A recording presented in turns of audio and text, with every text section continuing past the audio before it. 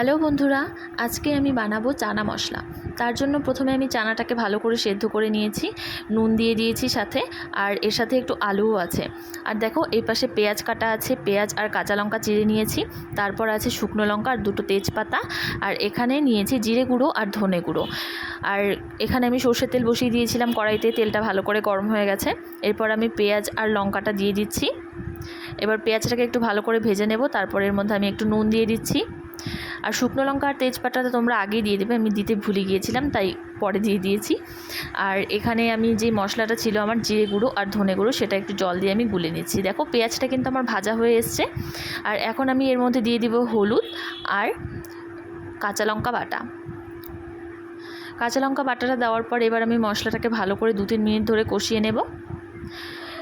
দেখো মশলাটা আমার কষানো হয়ে গেছে। এরপর আমি সেই আমার মশলা যেটা গোলানো ছিল সেই গোলানো মশলাটা দিয়ে দিলাম, দিয়ে এরপর আমি ছোলাটা দিয়ে দিয়েছি। ছোলাটা দিয়ে 5 মিনিট মতো ভেজে নিলে কিন্তু রেডি আমার চানা মশলা।